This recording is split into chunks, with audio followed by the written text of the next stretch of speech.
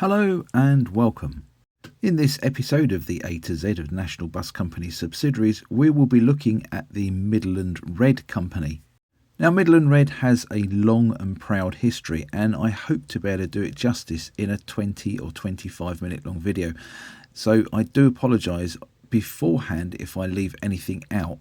Midland Red was a huge company and was in fact the largest subsidiary of the National Bus Company. The name given a clue that it operated in a large swathe of the Midlands of the United Kingdom and took in places like Birmingham, Leicester, Rugby, Worcester and Stratford-upon-Avon, to name a few. The story starts way back in 1899 when BET, the British Electric Traction Group, acquired the Birmingham General Omnibus Company Limited. In January 1902, control of this company passed to the Birmingham and Midland Tramways Limited, which was also part of BET. And in 1905, a new company, the Birmingham and Midland Motor Omnibus Company Limited, was formed. This took over the bus operations of the Tramway Company and of the Birmingham Motor Express Company Limited and the City of Birmingham Tramways Company Limited. Originally, they were operating early motor buses, but these were proving to be very unreliable, so they switched back to horse buses in 1907. However, technology was moving on, and by 1912, motor buses were more reliable, and they switched back to those in this year. In October 1914, the local bus services in Birmingham were all taken over by Birmingham Corporation, along with 30 buses. Birmingham Midland Motor Omnibus Company took over the services of the newly formed Worcestershire Motor Transport Company Limited in 1914, and this was a subsidiary of the British Automobile Traction Company Limited. In 1918, it took over the business of the North Warwickshire Motor Omnibus and Traction Company Limited, which was another British electric traction company. In 1928, the trams of the British Electric Traction-owned Worcestershire Electric Traction Company Limited were replaced by BMMO buses, and this was followed in 1930 by the trams of the Dudley and Stourbridge District Electric Traction Company Limited, also being replaced by BMMO buses, which again was another BET subsidiary. That year would also see the London Midland and Scottish Railway as well as the Great Western Railway acquiring shareholdings in the company. In 1935, Birmingham Midland Motor Omnibus gained control of the Leamington and Warwick Transport Company Limited and Stratford-upon-Avon Blue Motors Limited. Now, both of these had latterly been owned by the Midland Counties Electric Supply Company Limited, which was a Balfour Beatty subsidiary. All these subsidiaries, it can get a bit confusing, can't it? And we think we live in confusing times with all these quangos and everything, but really, go back in time and have a look. The company Stratford Blue survived as a subsidiary up until January 1971. The company BMMO became famous and well known as a bus builder and bodybuilder in its own right. And indeed, between 1923 and 1969, the company built most of the buses and coaches that it operated. Prior to 1940, these were known as SOSs, and this allegedly stood for Superior Omnibus Specification. After 1940, though, the vehicles were known by the company's initials, BMMO, Birmingham Midland Motor Omnibus. Now, also something of note that prior to 1940, they'd also supplied vehicles to other BET group companies, and these were companies such as Trent, PMT and Northern General. However, with the change of name to BMMO, they supplied vehicles solely for the Birmingham Midland Motor Omnibus Company's own use. Which seems a bit of a shame, doesn't it? Because these vehicles were always highly regarded by people. Everyone you speak to about these buses that they built and the coaches they built say they were absolutely amazing, especially in the latter years. And it just seems such a shame that they were only used on that company's services and that company's use. Can you imagine other BET groups like Ribble or East Kent running vehicles like the CM6 Motorway coach? How amazing would they have looked, eh?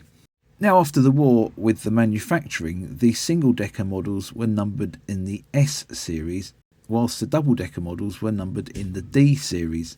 And the coaches, of course, were numbered in a C series or a CM series, CM standing for Coach Motorway. All of these vehicles were manufactured, overhauled and repaired at the Carlisle Works, which was adjacent to the Rotten Park Reservoir in Edgbaston in Birmingham. Now, this wasn't far away from the BMMO head office in Vernon Road in Edgbaston. Production of the double-decker buses ceased in 1966, and single-decker production ceased in 1969.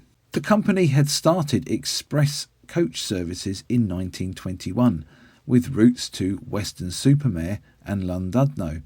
However, these quickly expanded, and in 1934 the company became a founder member of the Associated Motorways Consortium. In the 1940s, the company was experimenting with underfloor engine buses, and this was at the time absolutely cutting-edge technology. Underfloor engines allowed buses to carry more passengers in the space that was dictated by the legislations at the time. Now, when you think of a conventional, traditional half-cab single-decker bus where you've got the driver and the engine at the front, that's really quite a wasted space, isn't it? But the underfloor engine bus did away with that. The driver still sat in the same place, obviously, but the entrance could now be moved forward and more seats could be put in with people sitting over the top of the engine. Their innovation continued into the 1950s with experiments and developments of integral construction, independent front suspension, air suspension, rubber suspension and glass fibre construction, as well as disc brakes. It's around this time, 1958 to be exact, that the company unveiled one of its best known double-decker buses, and this was the D9 double-decker. Now, I've done a video on the D9 double-decker in the past where I referred to it as the Midland version of the Routemaster bus, and that kind of got a few mixed reviews, but I didn't mean it in a derogatory way.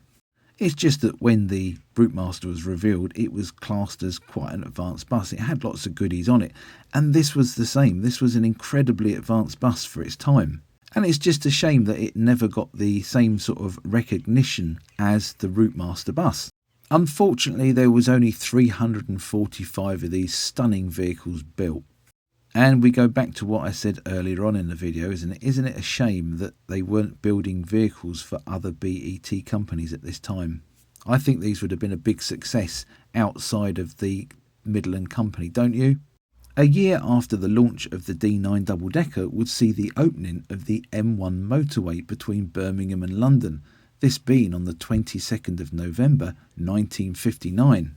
Now, as we saw in a previous video when Ribble saw the opening of the first section of the M6 motorway, the Preston bypass, they saw that as a huge benefit and a massive business opportunity with the gay hostess coaches. Well, Birmingham Midland Motor Omnibus saw the same opportunity when the M1 opened and took full advantage of it by operating a new high-speed motorway express service between London and Birmingham. The company had already started production of a coach named the C5, and this had entered service on the 1st of May 1958. The arrival of the M1 prompted BMMO to develop the C5 coach into the CM5 and the CM5T coach. Now, you've got to remember that when the motorways first opened, there was no upper end speed limit for coaches, and there was none of this 65 mile an hour speed limiters or 100k speed limiters fitted to vehicles. If they could do 100, they could do 100. Now, I'm not going to go into too much detail about these amazing coaches because I've been saying this for a long time, probably since I've been on YouTube. I will be doing a video on these, but I think now is the time to actually look into this and do a proper video on these. So if you would love a video on these BMMO CM5 and the CM5T coaches, please comment down below.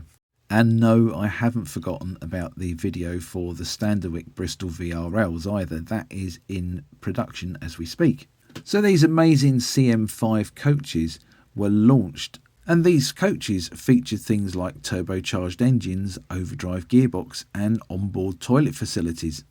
Later, an improved motorway coach, the CM6 and the CM6T, the T of course standing for toilet, would be launched. And these would do the same job from the 1960s as the CM5 coaches did. Officially, they could do 85 mile an hour. However, unofficially, I believe the top speed could be up to 100 miles an hour they could do.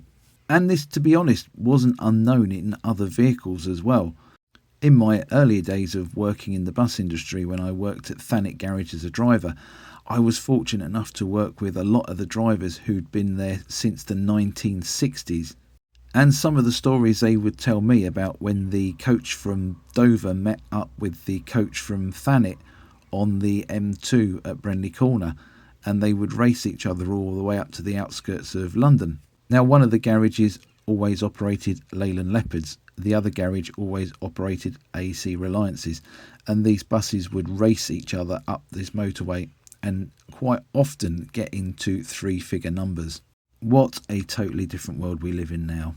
The following year, now these 3 years were one of huge innovation for the company, because the following year in 1960, BMMO unveiled a prototype of an underfloor engine double-decker bus, and this became the D10 type. Now again, we will look at these in a separate episode because they're rather interesting, and the whole story goes hand in hand with the D9. We've done the D9, so really we should do the D10, and we've done the Volvo City Bus and the B10M as well, haven't we? And I guess it could be argued that these are the missing link between normal conventional double-decker buses and the B10M, D10M double-deckers.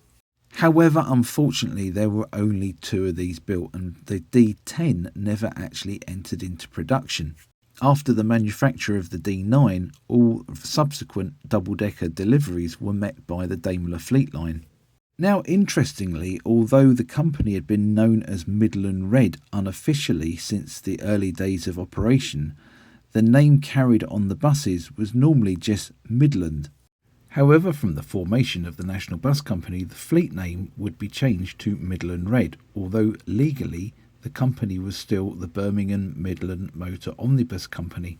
On the 1st of January 1969, the company joined the National Bus Company, and as I mentioned previously at the start of the video, it became the largest subsidiary of the NBC. Nothing really immediately changed, although within a few years the National Bus Company had brought in its corporate liveries, and the colour chosen for Midland Red, of course, was corporate poppy red. Now, also in 1969 would see the formation of the Passenger Transport Executives, and one of these would be West Midlands PTE. And to put it into simple terms, the idea of the PETs was to coordinate and manage the public transport system within set metropolitan areas. Now, as the name suggests, the West Midlands PTE was responsible for the transport in the West Midlands metropolitan area itself. And on Wednesday, the 27th of June 1973, the services of Midland Red, which operated in this metropolitan county area, would pass to West Midlands PTE for the sum of £3,600,000. The PTE took control of these services on Monday the 3rd of December 1973, and in total there was 170 former Midland Red services involved. And this also involved the transfer of 8 garages, 413 vehicles and 1,396 staff across to the PTE. This didn't affect Midland Red's coach services though, and they still continued to operate happily in between all the metropolitan areas as well as their old former operating territories.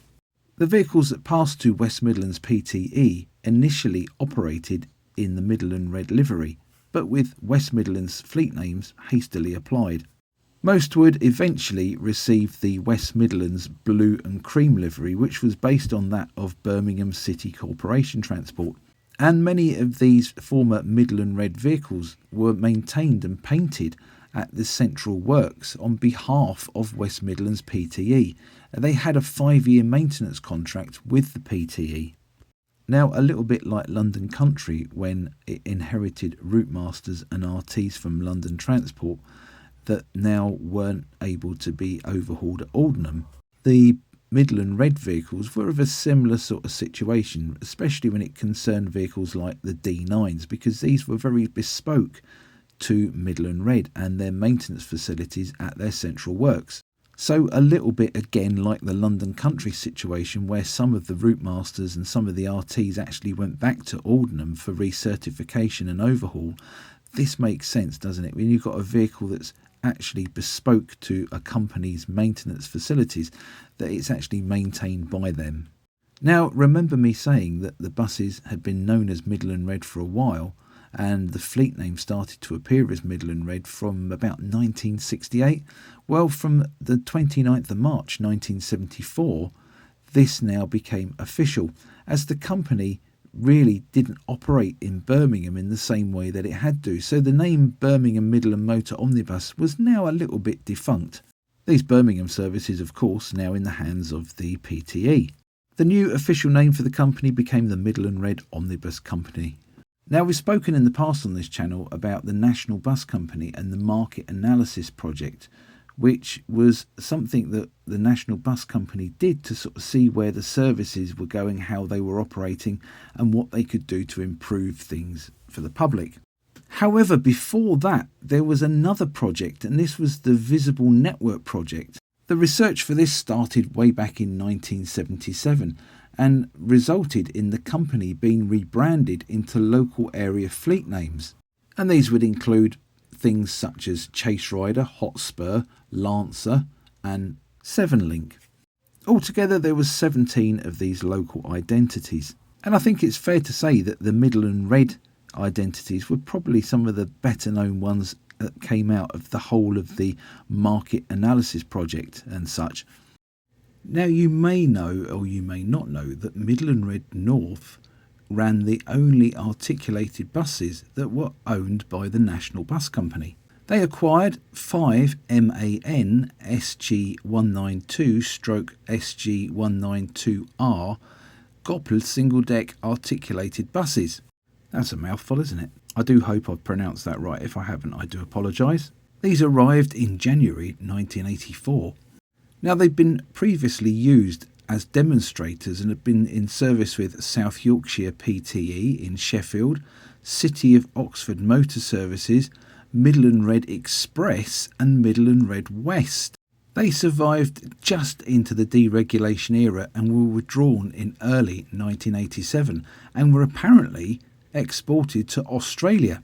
Now, a little bit like London Country, who we spoke about in a previous video, Midland Red, which was, as we say, the largest subsidiary of the National Bus Company, was split into 6 new companies on the 6th of September 1981.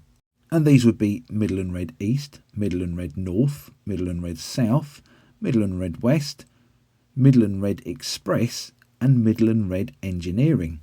Now, as we know, things in the bus industry don't stand still, and deregulation was looming. This would see the selling off of the nationally owned bus companies into private hands, as it was felt that more competition would provide better service. Now, I'm just going to leave a pause there for you to put your own thoughts and own comments in.